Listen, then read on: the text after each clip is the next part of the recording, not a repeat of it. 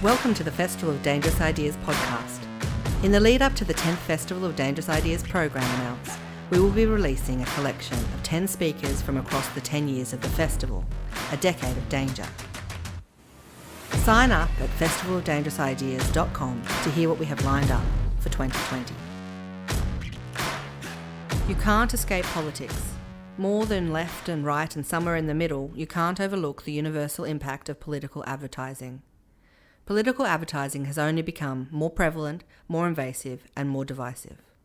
Australian advertising guru Dee Madigan takes us into the propaganda machine and reveals just what it takes to make a powerful political message. And just like finding out how the sausage is made, it just may disgust you. This 2013 talk is funny, irreverent and full of unforgettable examples. Please enjoy Dee Madigan with The Propaganda Machine. And just a language warning on this talk. Hi, and thanks for coming to this. I thought I'll give you a little bit of background about myself and why I'm here talking about propaganda. As you mentioned, I was a teacher by trade, but I'm the daughter of Irish parents, and in the Irish tradition, we always grew up knowing the power of words, and I always wanted to be a writer. I fell into teaching. It wasn't anything I particularly wanted to do. And while I was teaching, I was working at the Clock Hotel in Surrey Hills, which before they did it up was a real interesting place. A lot of advertising people used to drink there because I suspect it's where they could score the best Coke. A lot of them tried to talk me into advertising and I said no, and I used to call them artistic prostitutes. Then I got sick of being poor. And I didn't particularly like teaching, so I did a course called Award School, and if you graduated in the top 10, then you got an automatic job placement, which I did. And so for about 10 years, I worked in major ad agencies, and it was a lot of fun. When you're young, you're earning a lot of money and you're travelling all over the world, and I really enjoyed it. But it started to get to the point where I felt increasingly uncomfortable with what I was doing, as if I was sort of basically convincing people to buy shit they didn't need, couldn't afford, and often making themselves feel bad about themselves to do so, particularly with women's stuff. And when you're a female creative in an ad agency and there's any sort of chick product, you get the brief. And if you look at most advertising aimed at women, it really does prey on our insecurities. Thanks to Gruen, I'd sort of got a bit more of a profile, and I was writing about politics a lot. And again, growing up with Irish parents, politics was very important in our house. They were always holding fundraising nights for the poor people of Ireland, and I'm pretty sure the money wasn't always going to food and clothes. So politics was something I'd always been passionate about, and I'd sort of got a chance to do an election campaign. I'd done lots of government campaigns before. I'd actually done Tony Abbott's Job Network campaign, and bizarrely, he actually was quite a reasonable person in person, as opposed to Kevin Rudd, but more about that later. I got a chance to do an election campaign. It was a god-awful campaign. We got smashed, but I got hooked. Since then, I'm currently working on my 10th campaign. I was the creative director on the 2013 federal campaign and also on the 2015 Queensland campaign. That was particularly satisfying because even though Campbell Newman was unpopular, the Labor brand was still really damaged, and at the beginning of the campaign, no one knew who Anastasia Palaszczuk was. And Newman had called a snap election. And in 4 weeks, we managed to get her from unknown to preferred premier and get asset sales, which we knew we had to get to the top. It was sitting at the 5th most important issue for people, and we knew our only chance of winning was to get it to the top, and we managed to do that in 4 weeks. So that was particularly satisfying, and knocking Campbell Newman out of his seat was the icing on the cake. I've just finished the Northern Territory election campaign. I flew back last Sunday. It was always going to be a win, but the expectation was so high that there's all that pressure to meet the expectation. When you're creative director on an election campaign, what you do is you're responsible for the paid media and usually the social media as well. I don't differentiate between online or TV and whatever. They're different platforms and you utilise the native attributes of those platforms, but basically every touch point feeds into sort of an overarching narrative, and you can control the look and the feel and what happens in the ads and things like that.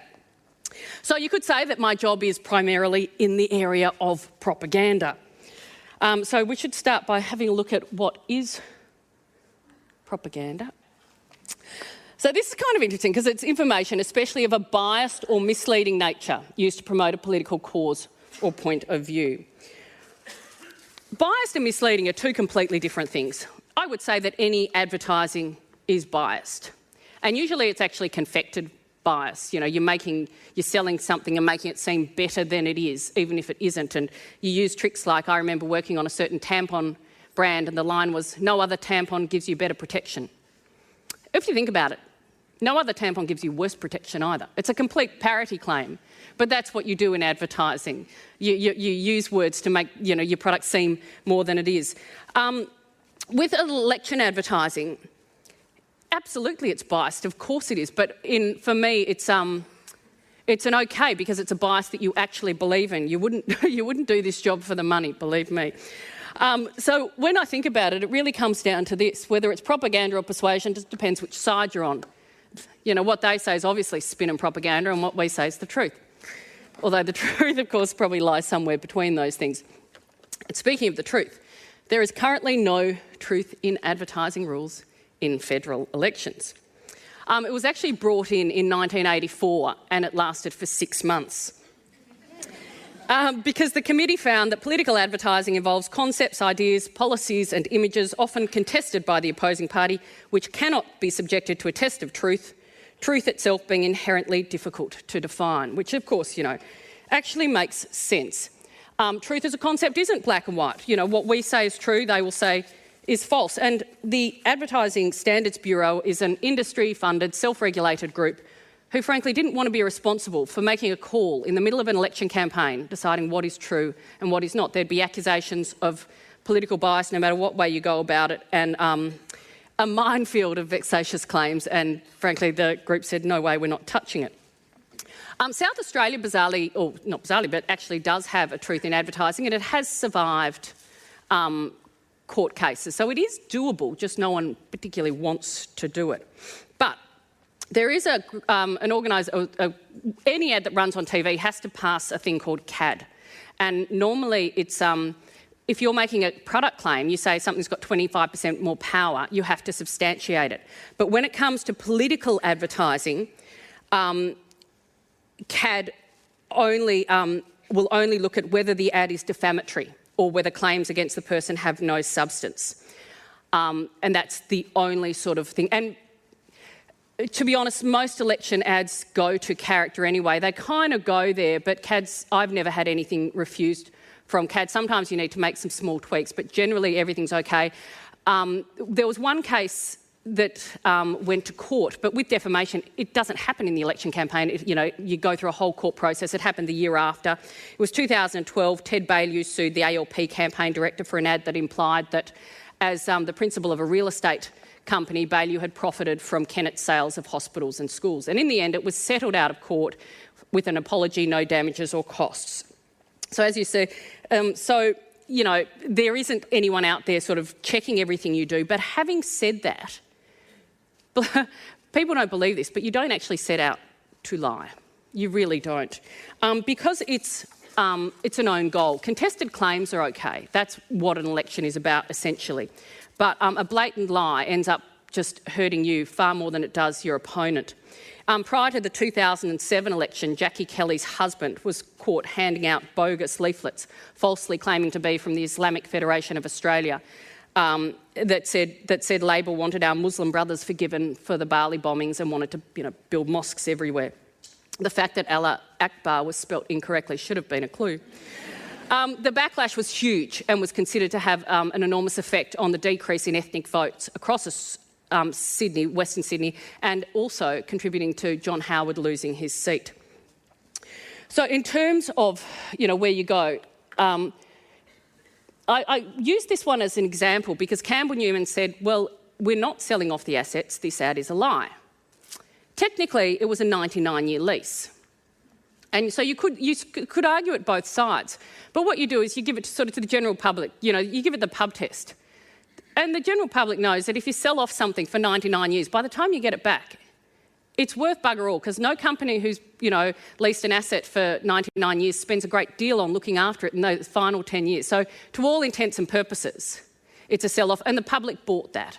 So it's one of those things where you can sort of say, look, you could argue it both ways. Ultimately, it's up to the public whether they believe it or not, and thank God they did.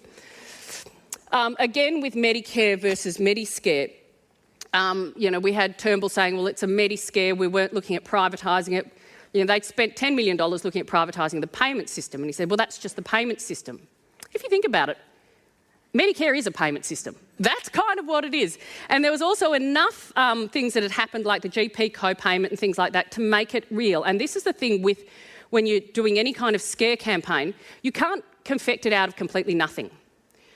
Campaigns work when you harness something that's actually existing out there that people already believe. Whether it's true or not, it has to work off existing stuff. No ad is powerful enough to manufacture something out of nothing. When you're talking about propaganda, you would think that it would be easier to prosecute stuff that happens in the future because it's because you can sort of say, well, this is going to happen, and someone say, well, no, that's going to happen. But even the past is subject to what we would call, I guess, propaganda. So if you look at, say, in 2013, Labor tried to prosecute the fact that they had managed the GFC really well, but the public out there never believed it because Labor didn't sell it at the time because it was seen as a Rudd achievement. When Gillard took over, instead of Labor sort of talking up their handling of the GFC, they talked it down. And then 3 years later, they couldn't talk it up anymore because the Liberal Party owned that narrative about economic competence. The same with the building the education revolution. I don't know how many people have said, oh, yeah, but, there was that school that got, 2 libraries. Never happened, didn't matter. That was kind of the thing that was out there in people's minds. And as any student of history knows, sources are just, can be just as biased, and the way they view history isn't necessarily how it happened. I'm going to talk a little bit about how you do, sort of where you start with when you're doing an election campaign, and that is to treat a political party like a brand. And the politicians hate this. They go, we're not a brand. Because they think a brand is all about the selling, but a brand isn't. A brand is actually a promise kept. And a brand isn't what you say, it's not who you say you are, it's who your target market thinks you are. A good brand is a promise, a great brand is a promise kept. And this is your starting point. You look at the strengths and weaknesses of your party, and you look at what the public thinks about that, and you look at the policies that you've got, and you try to work out a way to communicate those in a way that's going to cut through and make people basically vote for you in the end. The great ad man David Ogilvy once said, people don't read ads, they read what interests them, and sometimes that happens to be an ad. You have to engage people's attention. People see 5,000 ads a day, and this is on top of their social media feeds, their Facebook posts and whatever. No one's actually obliged to look at an ad, and particularly an election ad, no one wants to see it. I get clients say, oh, well, we'll make this video and we'll upload it on YouTube. It's like, well, good luck with that. 6,000 hours worth of YouTube are uploaded every 60 seconds and you're competing against porn and lolcats. So you have to do it in a way that is interesting. And this is where the creative director often has robust discussions with the campaign director, because often they're in the party sort of mode and they're like, no, we'll just say this and people will listen to this. And you're like, well, no, because you can say everything you want in an ad, but if they're actually not watching the ad, you're wasting your time and money. So it's about making it interesting. But all elections start with a slogan, and the amount of time and effort that goes into this slogan, most of which are so batshit boring, unmemorable, is unbelievable. Because often they try to be really rational as well. They go, like, Dee, it needs to say this and this and this and this. But if you look at successful slogans, they're like, is Donnie's good? Which on its own you think doesn't mean anything at all. It's when you build a campaign around it that all of a sudden, it cuts through. So slogans generally are really terrible, but there have been some fantastic ones. This was a great one done by Saatchi's in London for the Conservative Party. Labor isn't working, and certainly is considered one of the better slogans of history. Now, this one was a great one. This wasn't actually their slogan until 1990, even though it was an off-the-cuff mark by Don Chipp at a media conference in 1980. And where it works is it fed into voters' distrusts of the main parties and kind of encapsulated the Democrats' sort of brand promise to be the moral guardians of the Senate. And of course the word bastards had massive cut-through. However, this slogan was actually used against themselves in the 2001 election by the Greens because the Dems were seen as being too cosy with the coalition. They passed through some fairly controversial legislation, so the Greens used the slogan as their own platform into the Senate, which was keep the Democrats honest. And you actually do think about that when you're coming up with slogans. You think, how can the other side play with it? Because play with it they will. In 1964, Barry Goldwater, who was a little bit trigger-happy, once joked about dropping a nuclear bomb on the men's room of the Kremlin. His slogan was, "In your heart you know he's right," to which the Dems' counter-slogan, "In your guts you know he's nuts," held a lot more sway. And in Australia in 1990, the Liberal Party's slogan was, "The answer is Liberal," to which Bob Hawke replied, "It must have been a stupid question." Negative slogans are much easier than positive slogans, both because the broad aims of most parties are vaguely sort of the same. This was a great slogan because it's almost designed to be sort of a motivational chant. It works on so many different levels. Yes, we can do this. Yes, we can do this. Yes, we can do this. But it also brings people in because it's about everyone taking personal responsibility for this. We can be the harbingers of change. We can make a difference. Vote for Al Smith and make your wet dreams come true isn't nearly as salacious as it sounds. He was anti-prohibition, but it's still a great slogan.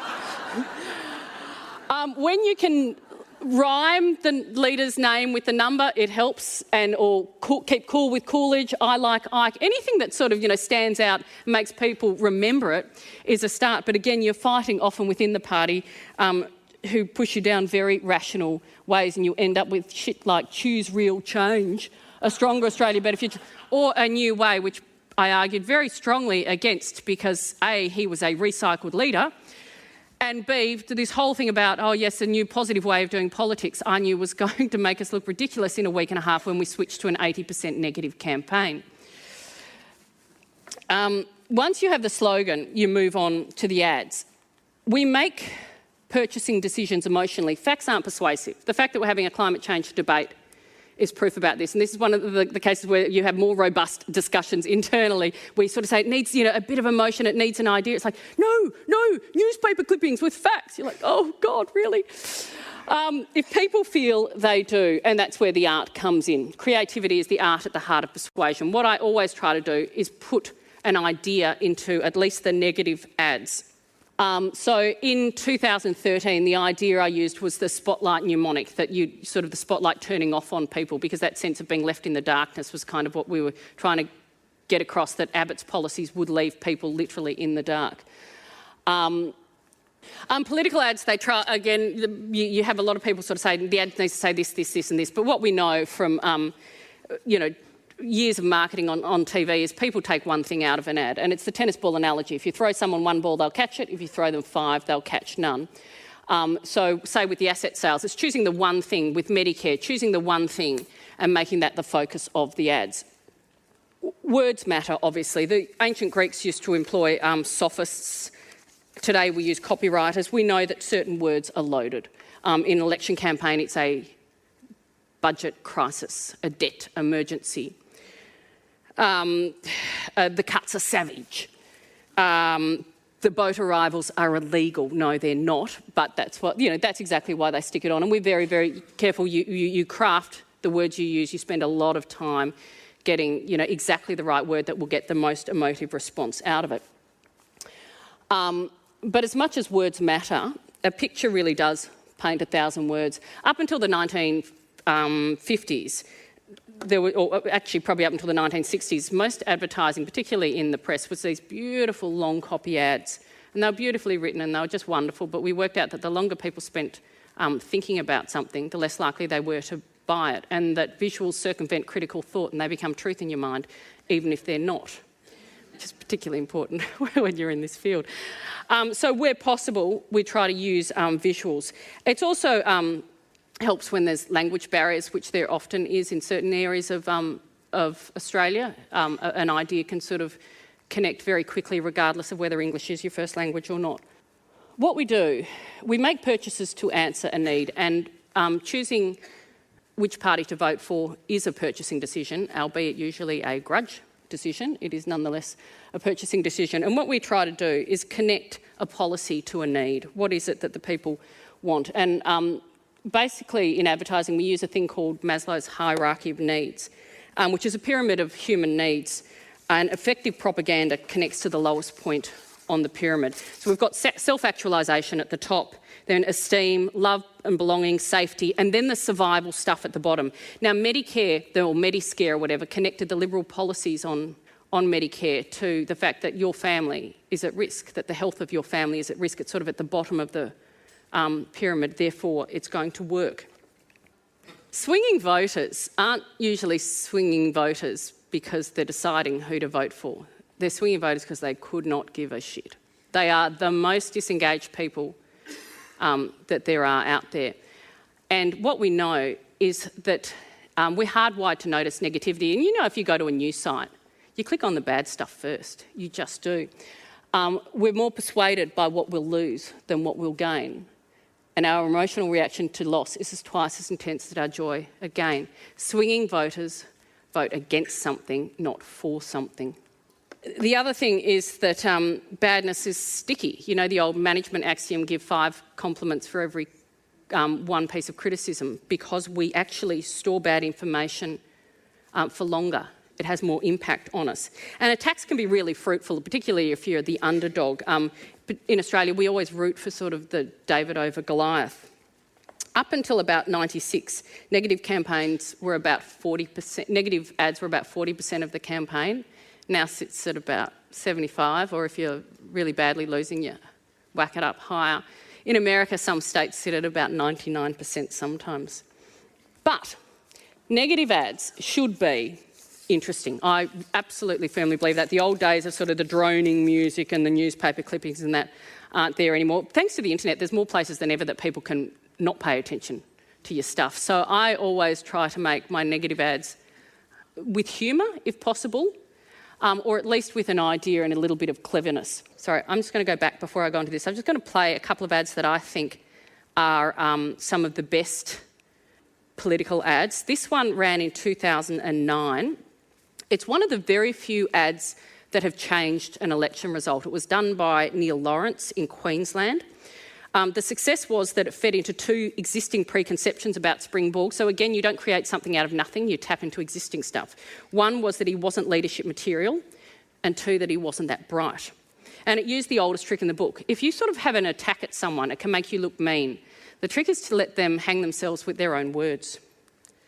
We start 2009 in the midst of a crisis unlike any we have seen in our lifetime. We are confronting challenges we never have had to meet before. We are going through the worst financial crisis in our lifetime. The most profound economic emergency since the Great Depression. It's not like the Great Depression. It is not like the austerity. It is not like a war footing. That is absolute nonsense. It is not even a recession. It's just a cracker of an ad. The next ad is a positive ad. Positive ads are so difficult to do because it's hard to put an idea in there. Usually it's the leader talking to camera. As I said before, the broad aims of most political parties are so similar. You know, you want everyone to be healthy, happy, have a good education, that sort of thing. It's the policies that get you there that differentiate the parties, and that's very difficult to portray in an ad. So positive ads are generally blancmange. They're out there to set the agenda rather than change votes. But this is one from Ronald Reagan in 1984 that is an absolute cracker of a positive ad. It's morning again in America.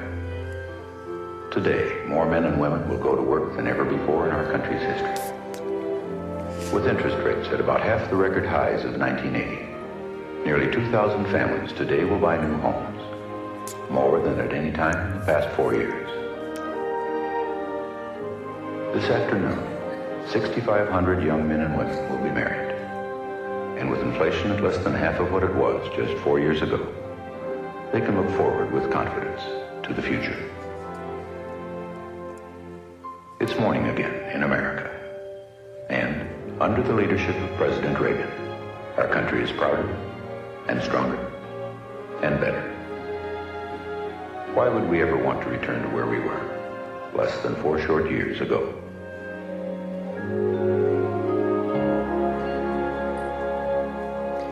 terrible president, but a bloody great ad. This next ad had absolutely no truth to it whatsoever. It's now, swift boating is now a term used in political advertising when you completely destroy someone with no substantial claims at all. It completely destroyed Kerry's campaign. 3 months after we were married, my husband was shot down over Hanoi. Paul and I were married in 1963. 2 years later, he was shot down over North Vietnam.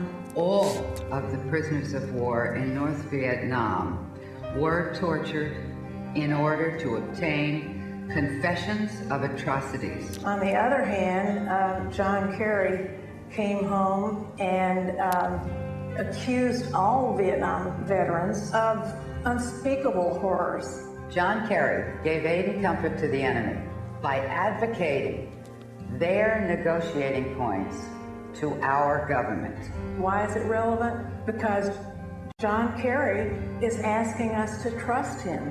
I will never forget John Kerry's testimony. If we couldn't trust John Kerry then, how could we possibly trust him now? Swift vets and POWs of truth are responsible for the content of this advertising. So there was absolutely no truth to that, but when you've got the widow of a war veteran, you're fucked.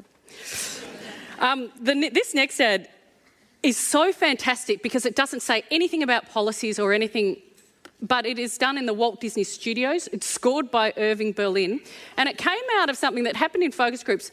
People didn't want to talk about Eisenhower's policies. They just said, I really like him. And they made a whole campaign based around I like Ike.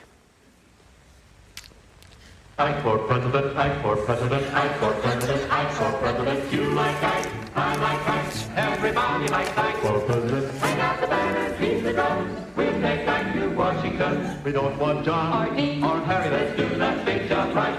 Let's get in step with the guy that's left, get in step with Ike. You like Ike, I like Ike, everybody likes Ike for president. Hang out the banner, beat the drums, we'll take Ike to Washington. We got to get where we are going, travel day and night for president. Let Adelaide go the other way, we'll all go with Ike. You like Ike, I like Ike, everybody likes Ike for president. Hang out the banner, beat the drum, we'll take Ike to Washington, we'll take Ike to Washington. Now is the time for all good Americans to come to the aid of their country. It's fantastic. And then I'm going to play one final ad. It's probably my favourite election ad ever done. It's an ad that has also been credited with an election win, again against that nutty Barry Goldwater by Lyndon Johnson. It worked because the fear was real. You couldn't run something like this unless, again, that the feeling is out there in society. It was the height of the Cold War. Hiroshima was fresh in people's minds. It absolutely goes down to Maslow's basic needs of survival. The line is, we must love each other or we will die. 1, 2, 3, 4, 5, 7, 6, 8, 9, 10, 9, 8, 7, 6, 5, 4, 3, 2, 1, 0. These are the stakes to make a world in which all of God's children can live, or to go into the dark. We must either love each other or we must die. Vote for President Johnson on November 3rd. The stakes are too high for you to stay home. It is, I think, the most compelling election ad ever made. A final point I wanted to make was how important it is that who the ad comes from. In 2013, the Labor brand was so damaged that we seeded a lot of advertising material out through third parties because they had more credibility than the Labor Party did at the time.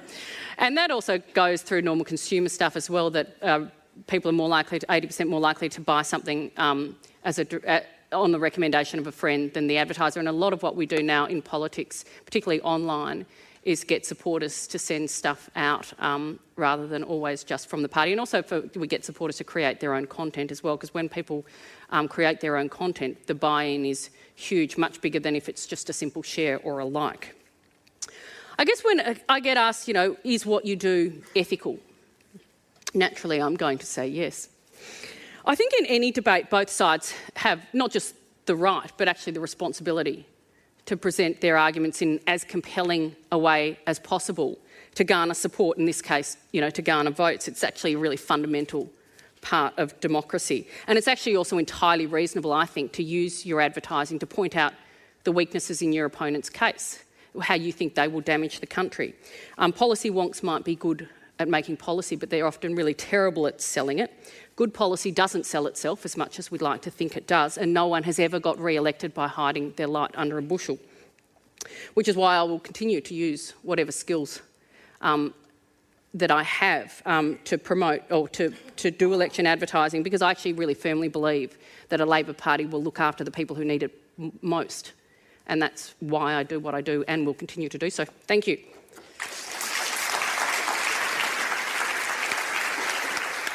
This talk was recorded at the Sydney Opera House in 2016 and was presented by the Sydney Opera House and the Ethics Centre.